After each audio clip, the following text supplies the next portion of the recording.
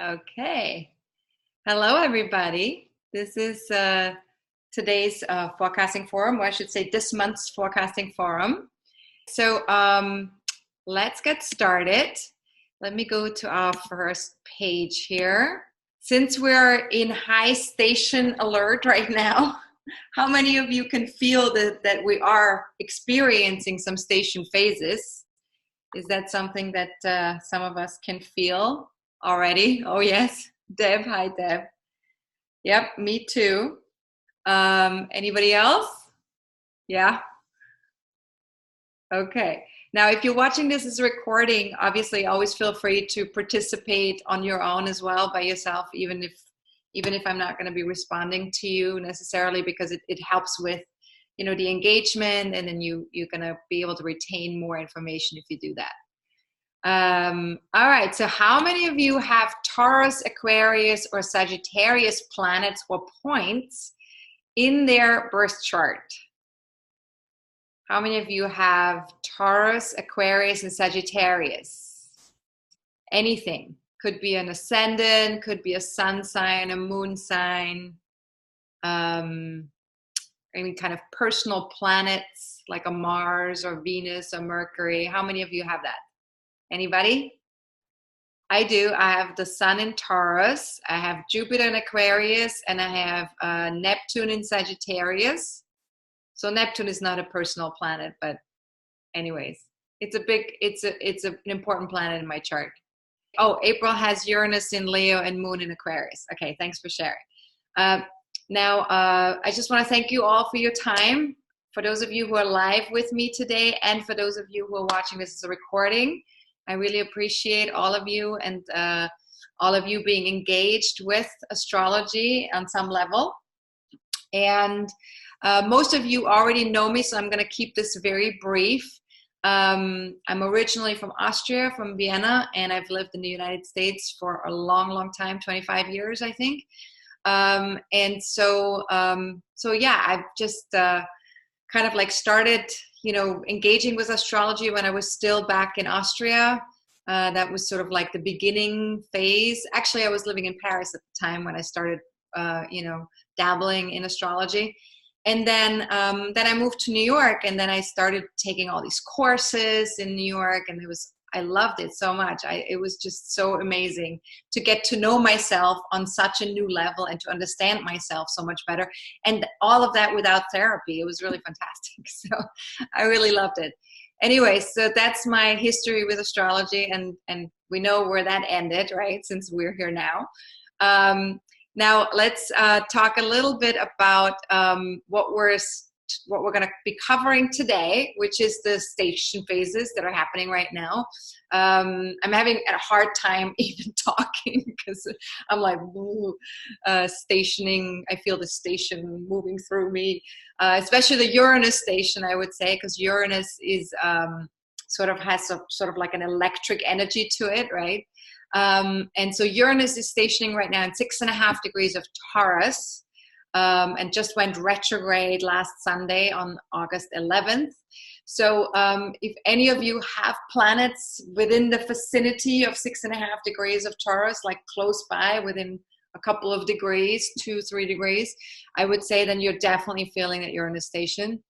I don't actually have planets in 6.5 degrees of Taurus, but I feel it anyways. So there you go.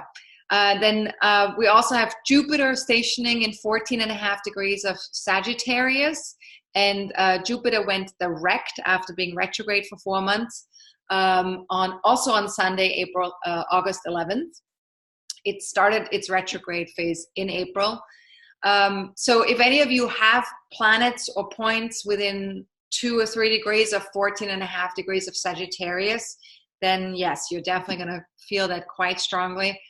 And usually I also say that people who have planets that are opposite where that station is taking place, or in square to where that station is taking place, you're going to probably be feeling it as well. So if you have any planets or personal points within 6.5 degrees of Scorpio or Leo or Aquarius, then that Uranus station will vibrate as well, because you're going to have a square to it or an opposition to it, so you're going to feel that.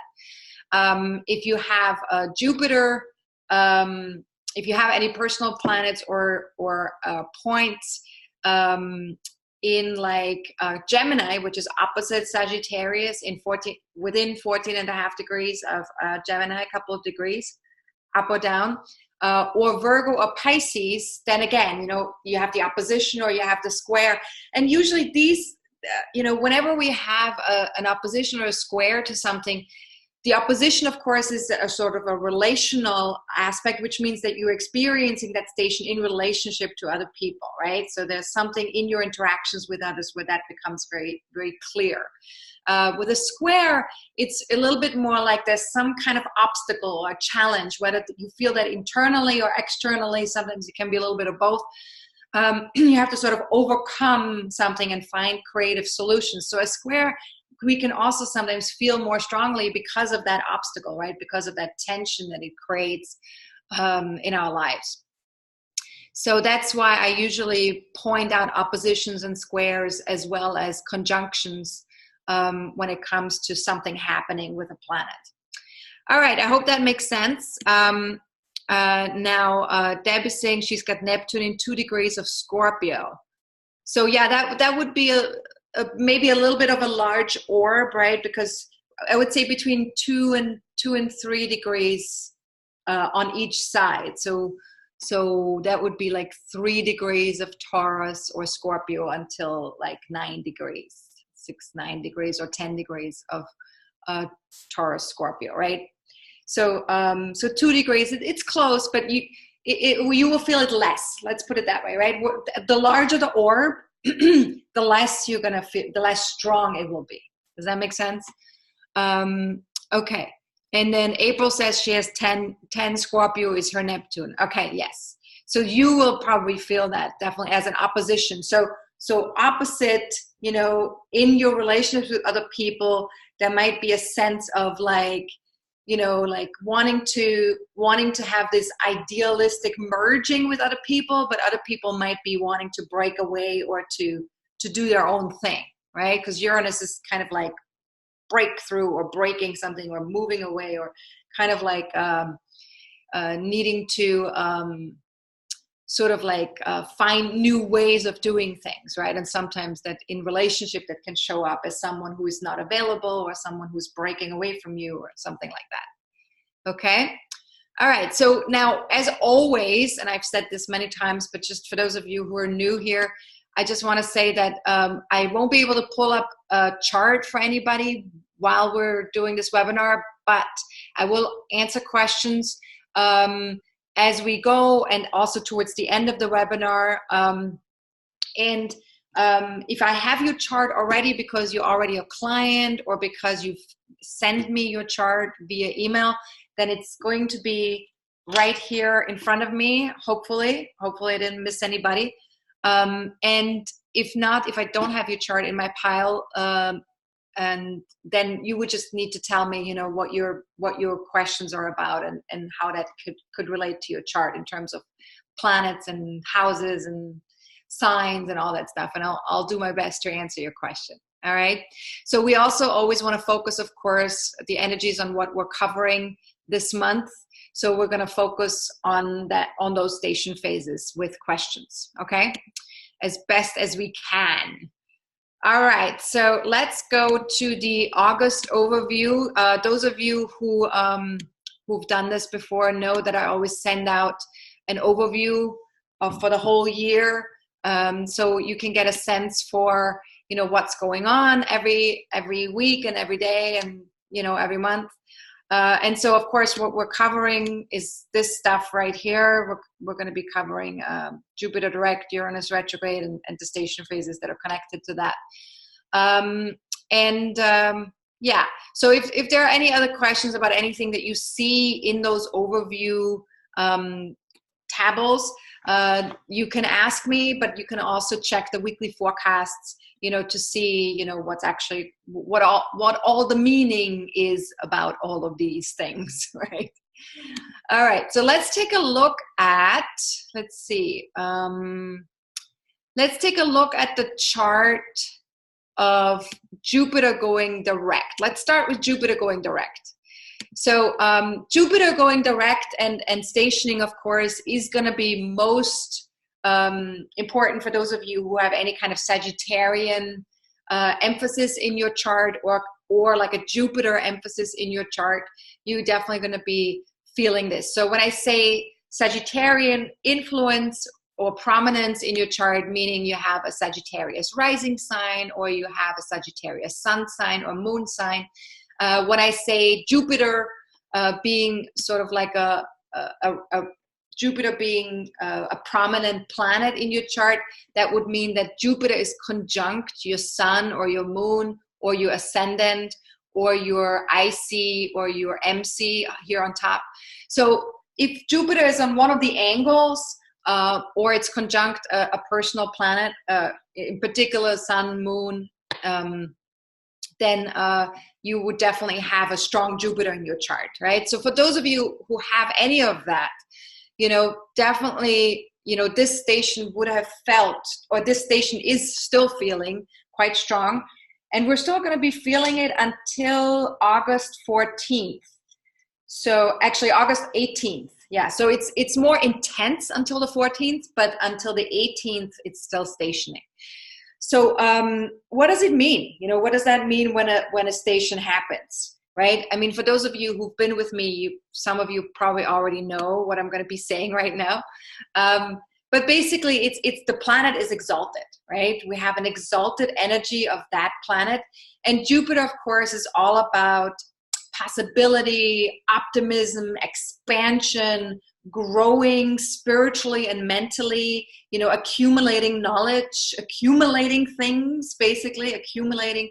And of course, with Jupiter and Sagittarius, we're definitely more interested in accumulating sort of like a wider perspective, a larger philosophy, a better understanding of why we're here on this planet, right? So Jupiter and Sagittarius will lend itself to a more explorative expansion on a, we want to explore whether that's on a mental level or on a spiritual level. And so when the planet is retrograde, right, that's when we're doing the inner work, right?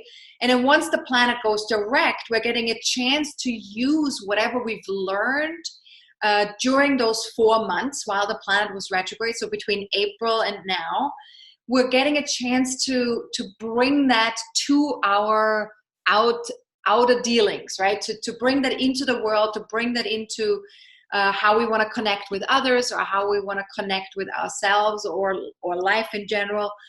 And so Jupiter has a chance now to kind of like bring all the lessons, or all the things that we've come to understand in this last 4 months. We get to put it into practice, right? We get to put it into practice in real terms, or in the real world, I should say. So that's sort of like the direct motion. It gives us that permission to go back into the outside world with all of that.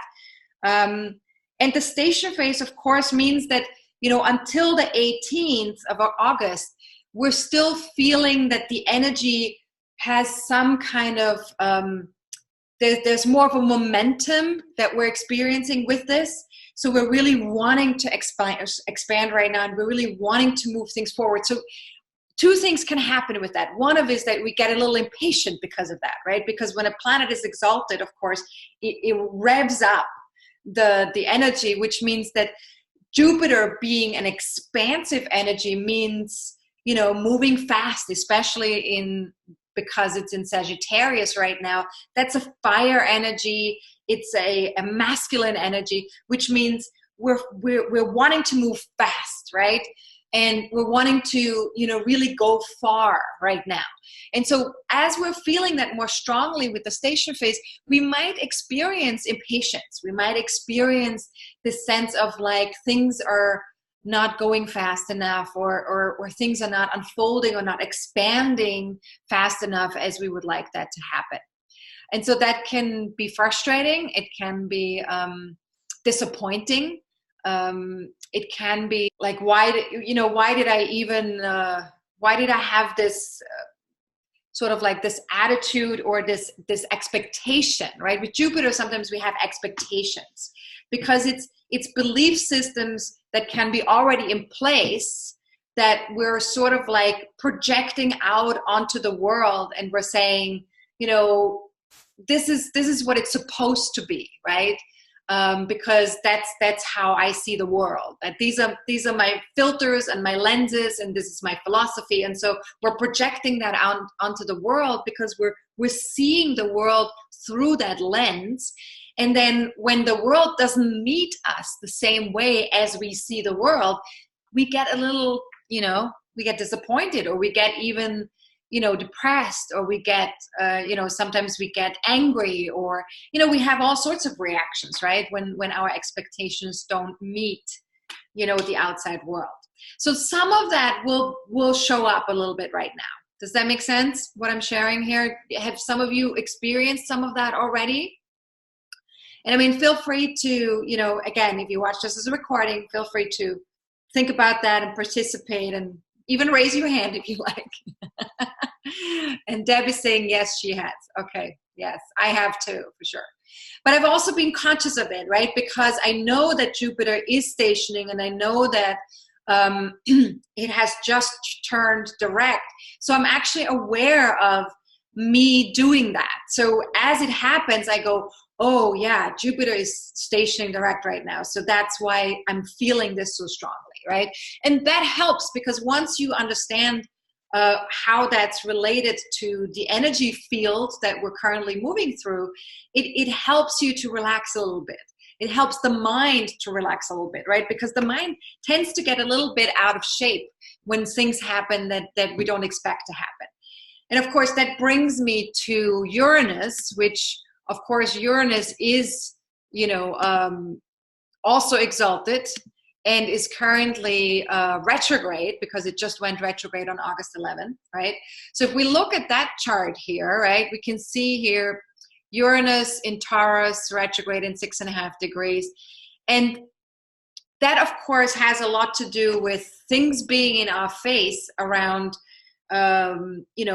breakthroughs, breakdowns, something around freedom. We need to examine how free we feel, or how much we're able to be ourselves and how much we're not able to be ourselves. And of course, Uranus is in Taurus, right? So that's connected to our value system. It's connected to our finances. It's connected to our honoring ourselves, honoring our gifts, honoring our talents, right? So we have to examine here with Uranus stationing, because that's really in our face right now. We have to examine, like, how much am I letting myself be who I am, and how much do I try to adapt to other people? And of course, also with the full moon in Aquarius being exact today, we're feeling that even stronger, right? Because the Uranus, that Uranus station is part of this full moon chart, because it's the ruler of Aquarius, right? And the full moon is in Aquarius today. So we're feeling this stronger. And then, of course, we also have to consider that Mercury today is in 4 degrees of Leo, 4.5 degrees of Leo or something, because it just exited its shadow phase. So it's making a beautiful square to this Uranus station. So that kind of brings more tension to the experience of that station as well. And so we're feeling a little bit conflicted about, how we're feeling in terms of our joy and what we want, how good we want to feel. Leo is all about positive, generous energy, and wanting to feel appreciated, and wanting to feel loved, and wanting to just love life as well, right? And wanting to have sort of like a playful experience with life. But of course, having that in square with Uranus also means that we may have to focus on some other things that are important to us. What's in our face right now is sort of like, what is important to me right now?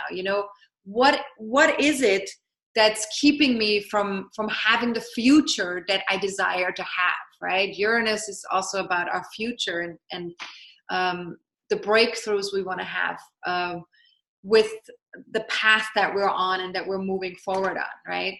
And so it can look, for different people, it can look differently, right? So it's not going to look the same for everybody.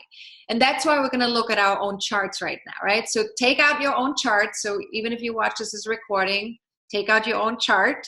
April is saying she has a square, relax and value yourself. Yes. So with the square, you know, the square creates sort of like a tension. It's like a pull, right? And so we're being invited to stretch ourselves. We're being invited to overcome or to do something differently from how we've done it before, right? Because a square requires that we adjust to something, that we find a creative solution. And that means that we have to go out of our comfort zone, right? A square always means you need to get out of your comfort zone, because the comfort zone is sort of like the place, that's the trine, right? Like when you have a trine in the chart, that's your comfort zone. You feel really good there. You feel really comfortable there. Everything flows. Everything goes well all the time. That's your comfort zone, right? The square is an invitation to get out of your comfort zone, to explore something differently, to stretch yourself, to grow, to sort of like further your evolution, to try something different, right? And sometimes that means it takes effort to do it. Sometimes it means it takes a creative approach to do it. Sometimes it means we have to, you know, think outside the box in order to do that. And of course, in particular, when Uranus is involved in a square, that definitely means we have to think outside the box, right? We have to allow ourselves to really look at things in different ways, think differently, and allow ourselves to have a lot of space, and allow ourselves to be uncomfortable. I mean, this is something I say a lot in my weekly forecasts and in my videos, right? Get comfortable with being uncomfortable, because as we are stretching and growing and going through the evolution that we're currently going through, you know, time is speeding up, energy is getting more intense.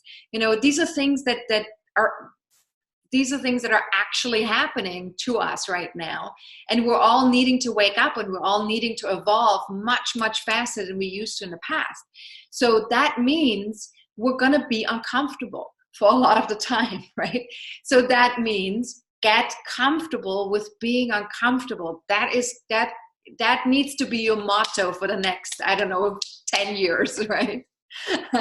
And look, I'm not saying it's going to be constant. It's not going to be like you're always going to be uncomfortable, but there will be pockets of time where you're going to be more uncomfortable, and then you're going to have pockets of time where you're going to be okay again, and you're going to be fine again, and you're not going to feel the discomfort as much, and then you're going to move into a pocket again where it feels uncomfortable again. So but the more we can sort of like move with that energy of discomfort and allow that to be okay, the more we grow, the more we expand our own consciousness and the collective consciousness. Because remember, your own consciousness is in direct correlation to how quickly the collective evolves and how much more conscious the collective can be, because you are a part, right?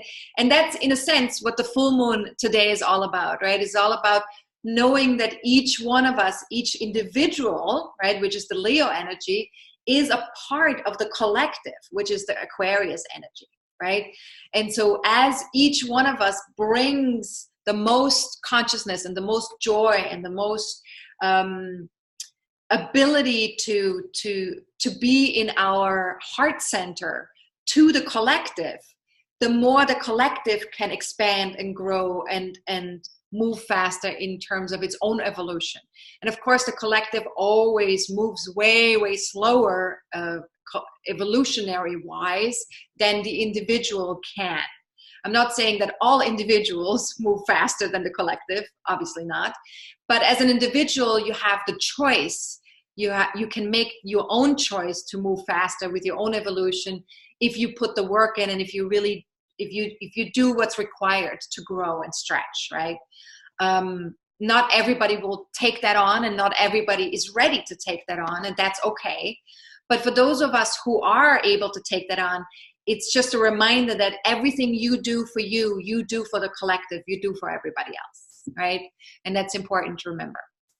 All right, April is seeing, feel the feelings, but accept to choose new beginnings as a change of perception is required. Thank you. Yes, my mind needs my heart mind. Yes. And that's, you know, we're so conditioned to be up here in our head, you know, especially in the Western world. And so it is difficult for us sometimes to connect the dots, right? To connect the head with the heart. That's not always an easy task. And so it requires consciousness to do that. And it requires constant reminders in your life to do that.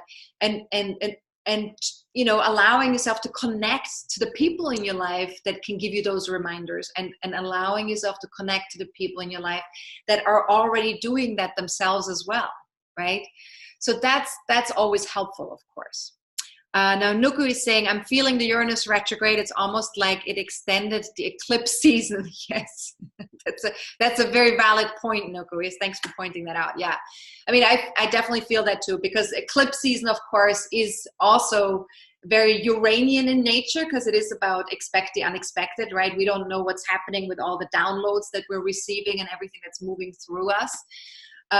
So yes, this Uranus station coming right at the end of eclipse season, of course, does feel like we're still in it, right?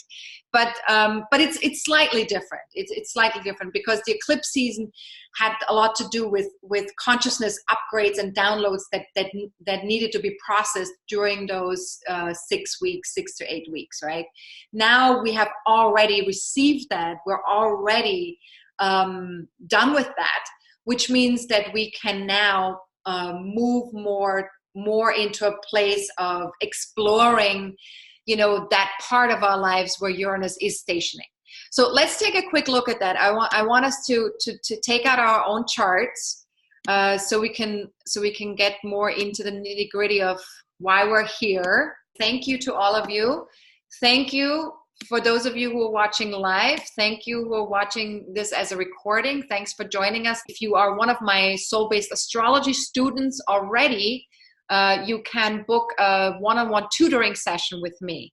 And those are either 25 minutes long or 60 minutes long. And those sessions are available for a very, very strong discount, but only for my soul-based astrology students. Okay, so keep that in mind.